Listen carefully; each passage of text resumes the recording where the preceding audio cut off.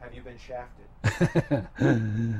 I don't know what the word is, but if somebody else volunteers that term, I'm not going to argue with them. But something strange went on, and all of a sudden that I got less than I usually had because of a close second place. It seemed like the reverse should have occurred, because I've always argued that it's not as much and exactly like candidates want, but I thought I've been treated pretty fairly and all, over the years, and even in the last year, even since the campaign's been going on. But it was a bit strange about what happened on the weekend, and I had been asked, was I shocked that it happened? Not really. It wasn't totally unexpected, but being asked whether I was disappointed, yeah, I'm disappointed, because most of us like to see that we, get credit for some achievements, and I personally believe that we did have an achievement and that it reflected good organization. And most important to me is I like to think that it reflects that more and more people are accepting some of my arguments. That's, of course, why I'm in this, is to make sure people vote for significant change and philosophic change that will have a real impact both on our foreign policy and on our economy, which I believe is the only way you can get our jobs back. You were less than 1% behind Bachman. Yeah, and it was 152 votes. That's pretty close. But we got a big charge out of the headline that says, Bachman first place, Polinian third, and then essentially just forgot about it. I mean, what's going on? Is somebody, when they ask me that, and it's normal for you to ask a question like that, but I keep thinking maybe I should be asking the media, the question, but nevertheless. How much of that do you think had to do with the weekend entry of another Texan into the race? Hardly any, because if that would have been the case, Bachman would have had a lot less. I mean, Perry didn't get, I don't think he was on interviews. I don't think he was interviewed by 5 major networks, and yet she was. It probably had a little impact, but I don't think that would justify an exclusion. It might justify a dilution, but the event, if the event was worth anything, I should have been asked a few questions. If the event was worth nothing, then Bachman shouldn't have been, on 5 stations and me none. Because some say it is the most meaningless thing that has the biggest impact. The straw poll, and that it doesn't mean anything in terms of legally electoral votes. It doesn't mean, yeah. But it gives you a good idea of where your campaign stands. There's no doubt about it. It's talking about the message. It's talking about the messenger. It talks about your organization. It talks about fundraising. And it is a reflection of all those things. So it's not a guarantee. Doing well doesn't mean there's a guarantee. But doing lousy, is an indication that you might not have the organization that you need. You finished second in the straw poll. Last quarter, you were second only to Romney in fundraising. And yet some people still seem to question your electability. Are you electable? Well, obviously, I think so. I wouldn't run, So it's interesting that when even some of the major networks that questions my electability, when they do the polling and they pick out a candidate and do a poll against Obama, I do pretty darn well. I'm either first or second on that. And that's really all that counts. And most of the time, political parties are looking for the individual who can win. To a degree, don't overly challenge the status quo, and this is one thing that I think I can compete with any of them. I'm convinced personally that the views I express are the views that the majority of the American people want, and that the other candidates can't quite say it. They can't come down hard on our useless expansionary militarism around the world and all the money we're wasting there. They don't talk about the Federal Reserve. They don't have a full expression of personal liberties and what's happening at airports and invasion of our privacy and search warrants searches without search warrants. They don't address any of that, and that's what the American people are really tired of. So in many ways, it is my position on those views that can challenge Obama much better than any of the other candidates. When you ran 4 years ago, the night that you got out of the race, you did an interview with us in which you said it's not over and thus the Campaign for Liberty began within 24 hours almost, right? And at that time, there wasn't a Tea Party to speak of. Do you feel like the explosion of the Tea Party has opened more people to what you have been talking about for years? Oh, absolutely. And actually, even before that campaign ended, in the middle of that campaign is when people started calling themselves the Tea Party people. The big fundraising day was a spontaneous group of people around the country just getting together and let's have a tea party, to make the point. And that was the time they raised $6 million in one day. And that was a grassroots effort. I think that was really the beginning. But then it continued and it grew. It became more amorphous. There was a lot of different people coming in, and they were brought together mainly. The government wasn't the answer. The government was too big. They spent too much money. The debt was a danger. But into specifics, then there were some discussions going on, and they continue to go on. But the disenchantment with the status quo of both Republicans and Democrats is very, very strong. You take a state like New Hampshire, which is an important early primary state. There are more registered independents than there are Republicans or Democrats. I mean, that's fertile field for a candidate like myself because they're allowed to vote in Republican primary. So that's, I believe, the majority of the American people today. If you take the hardcore Democratic base that won't do anything other than vote for a Democrat and a hardcore Republican base, I bet you're talking about 25 or 30% on each side, and the rest are up for grabs. And those are the really independent-minded people who are looking for different answers to our problem and a different explanation, because so far they've been wrong. I mean, and it's such a wonderful opportunity for us who defend personal liberty and free markets, the American tradition and sound money.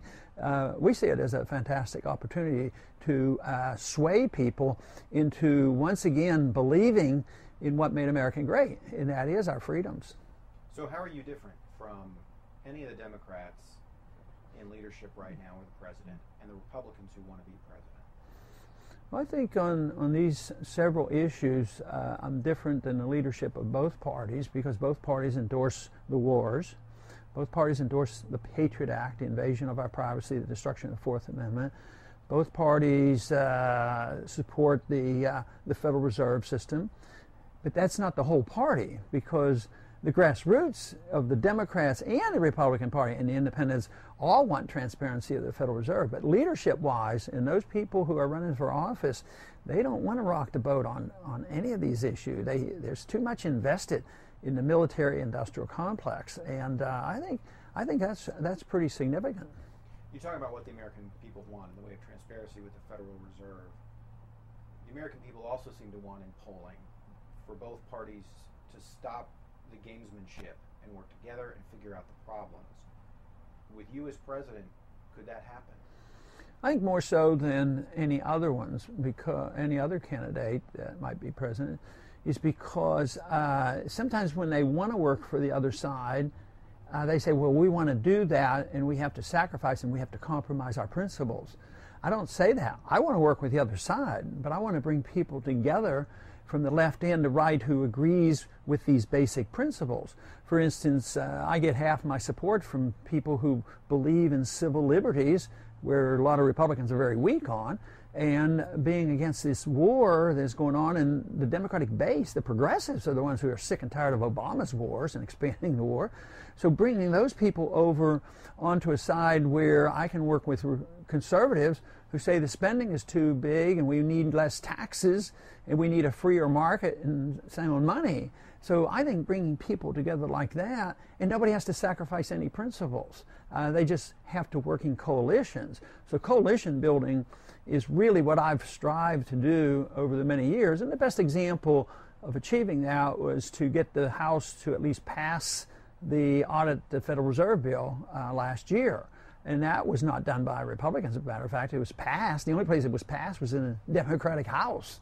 And that to me is rather astounding. It even surprised me and amazed me that we were able to get that far. Of course, it didn't get passed, but the whole country now, the whole world now knows that monetary reform is on our doorstep. The only question is will it conform to our Constitution, or will monetary reform include the IMF and the World Bank trying to take over the problems that we have and have their own other currency? That's really what's going on right now. The debt ceiling crisis had a lot of people, worried as a result. The American people like Congress less than they've ever liked them at 13%, according to Gallup. What do you think about what just transpired over the last month? I think it reflects the fact that we're bankrupt and nobody likes it and nobody wants to quit spending, but they have to talk a lot about it and recognize there is a problem, but they have no answers because they don't understand how serious the problem is. They don't understand how we got to this, so they do a lot of bickering. They're not about to change what you have to change. You have to change, and this has to do with the people too. We have to decide as a people whether we're going to continue with this appetite for entitlements, but they're not unsustainable. We have to decide whether or not we're going to be the policeman of the world. They're not addressing that, but they're out of money. And the more they try to solve our problems by doing exactly what got us into the problem, the worse things get. So they say, well, Congress can't solve it, so we're going to have 12 people out of the Congress and appoint them, and they're going to come up with the answer. That's preposterous. And it's so flagrantly unconstitutional to say that Congress no longer can amend and decide what to do. And so I think it reflects the fact that we're bankrupt and they don't want to admit it and they don't want to change their appetite for big government. So what's the answer?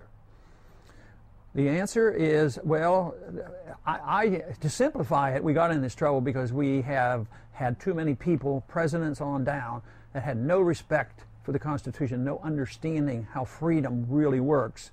So we have to have a restoration of a conviction and understanding how freedom works and how the market works, but also only send people to Washington that are dedicated to the rule of law. That they can't just say, oh, the Fourth Amendment, that's no big deal. We can get rid of it because we want to be safe and secure. You have to have people with firm conviction that the Constitution can solve our problem. So if we got into this trouble by not following the Constitution, we can solve almost all our problems just by having only people there that will enforce the Constitution. That means a lot of spending cuts, essentially. Absolutely. Right? A lot of spending cuts. But not in an absolute term. Actually, there'd be more spending. It's just that the government wouldn't do the spending. If you have a prosperous economy, there's a lot more spending, and the people spend it. Now, we spend, but we have to borrow the money or print the money. So we have to quit that. And that means a lot of cuts. A lot of cuts, and if we did it in a sensible, gradual way, we could work our way out of this. The odds are getting slimmer and slimmer that we're going to do it that way. But it will have to come when there's a total economic breakdown, destruction of the dollar. So I'm not optimistic that it's going to be easy to get the people to agree on, oh yeah, cut my check in half, I'll go along with that. Everybody's fighting over a pie that is shrinking. The jobs are going away, the revenues are going down, the demands remain high, and the most basic economic principle that they don't adhere to when we run into a recession or depression is you have to allow the malinvestment and the debt to be liquidated, and they haven't done that. They always prop it up. Instead of allowing the bankruptcy, the American people got stuck with the bad deals, the derivatives and all the bad mortgages. So you can't do it. Japan's been in the doldrums for 20 years because they've done that. It took us 17 years to get out of our depression because we wouldn't allow the correction. And right now we're into our fourth year of trying to correct things. The market wants to correct by getting rid of debt. Politicians can't allow that. They have to always prop up the debt and the bad investments. But eventually the debt is liquidated. So what the government and the politicians want is to liquidate it by bad money. We'll pay off all the bills, but we're going to pay them off with dollars that have no value. That's what they're working on, and that just takes a lot longer, and it penalizes the middle class. The danger is political chaos, destruction of the middle class, and we see that just in the housing crisis. People losing their jobs and losing their houses. That's what we've embarked on, and that has to be reversed if we want any prosperity in this country again. But given the current state of Congress, even if you were president, could you accomplish any of that? It would remain to be seen. I would hope that I could build on a consensus, as we did on bringing about the importance of the Federal Reserve, and conditions will change rapidly. They're going to be much worse next summer, and the people will say, hey, more and more people say, he was right. He was warning us about the housing bubble all those years, and nobody listened. So yeah, it'll be credibility, it'll be, my ability, it'll be how willing they are to admit the mistakes are made and admit that we don't need troops around the world. The majority of American people now think it's pretty silly about us having all these troops all over the world when we're flat out broke. What are you doing? So now I think we're approaching that, and it remains to be seen. And obviously, I'm convinced that I have something to offer, and that this philosophy is the answer to the bad philosophy. And we've had it a good test, 40 years, and it's a total failure. And it's going to be more evident within the next 12 months of the total failure of Keynesian economics, printing press money, massive deficits that hasn't worked. And anybody who says just more of it is going to fix it, it's very foolish. You think it's going to get worse before it gets better? Oh, yes, it will get worse. And you have to accept the fact that if you did what I'm talking about, you could have a bad year, but then it would be all over. If we'd have done the right thing in 2008, 2009, we'd have been working again like we did in the year 1921. We had to have the correction after the inflation of World War I. We had a depression for a year, bad depression, but nobody even remembers it because it was liquidation of debt. If an individual can't get ahead because they have too many credit card debts and mortgage debt, if they get all that debt paid up, then they have growth again in their own welfare, in their own well-being. Sometimes they pay it off, and sometimes they declare bankruptcy. And a country has to do that before you get to growth again. So it's convincing people that they have to accept this whole new concept of liquidation of all the mistakes made over 40 years plus, and that is why it's so crucial. But it will happen. If we don't do the right things, it just lasts longer and it's more painful. I want to ask you a couple questions. Put on Twitter that I was going to be interviewing you and ask people if they had some questions. I'm going to read you a couple of questions. These are not mine. You mean already you got some questions? I did this morning on the way here. A couple of them are serious. One is not so serious. Is Ron Paul worried his isolationist policies might bring greater bloodshed? The U.S. stayed home before World War I and II. Well, he's reciting a fallacy. I'm not an isolationist. I'm a non-interventionist. And some people, matter of fact, even on the stage, one of the candidates once said, well, Ron Paul caused World War II, But that is so foolish. No, intervention causes it. Trade barriers cause war. Isolationism and protectionism isn't good for the world. But non-intervention means that you should trade with people, be friends with people. Just think of the difference how we get along with Vietnam now. No fighting and killing, and they become westernized without us forcing guns down their throats. China now has become a westernized bank. We can't exist without China loaning us money, and we're not fighting and killing each other. When we were in their backyard, stirring up trouble, fighting and killing. So no, it is intervention. We wouldn't be in the Middle East. It creates the war. We're in the Middle East for no good reason of our own. It's not for our national security. It doesn't provide security. So exactly the opposite is the case. If you have non-intervention, you're less likely to have wars. If you have intervention and become the policeman of the world, expect the wars to last until you change your policy. Another question. Mr. Paul, why is the media ignoring you to the extent to not mention you at number 2 in the poll? They mention number 1 and 3. Why?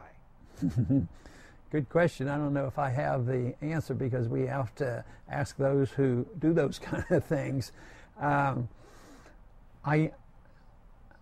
believe personally that I am gaining recognition in the campaign, and it's a threat to a lot of people. It's a threat to the military-industrial complex. It's a threat to the bankers, the big corporations who get all the benefit. It's a threat to the people who preach that we have to be in the world and be in all these countries. So I think it's big banks, big money, big corporations, and the people who want to be the warmongers. If our views, keep growing in popularity as they are, it's a real threat to the establishment. So the establishment is well protected in many of those individuals that control the 5 major networks. Last one. Does you think Ben Bernanke would get beaten up if he came to Texas? Intellectually, I hope so, but never physically. And because I am a strong advocate of nonviolence. I think this is an intellectual fight. But no, Bernanke is going to get beat up. He's going to go down in history along with Alan Greenspan for the 2 individuals most instrumental in both creating the bubble, that would be Greenspan, in Bernanke perpetuating the bubble and destroying our currency. History will prove that they were no economic giants whatsoever. And I think in an intellectual way, beating up on those views is not a bad idea, but we must first, prove that the views of the free market and sound money are the views that would restore prosperity to this country. Good. Anything else you'd like to add? Can't think of anything. Well, I'll ask you one last question. You've run before. You're getting out of Congress after this. Why do you want to be president? It's a pretty darn good question, because my main goal is I believe that the views I express and the economists I follow have answers. I want to do the things I think would help the country.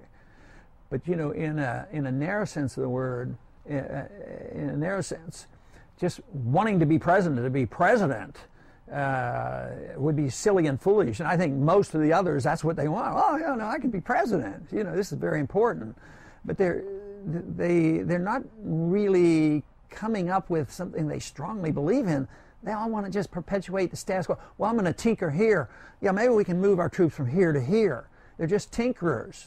So I would say that my strong motivation is I am convinced that those individuals I've read and studied on the understanding of the concept of liberty, our history in America, what made us great, and the economic policies that we need, and how important sound money is and non-intervention, believe me, those are the answers to our trouble, and I believe I can present them to the people and lead in that way better than the rest of them.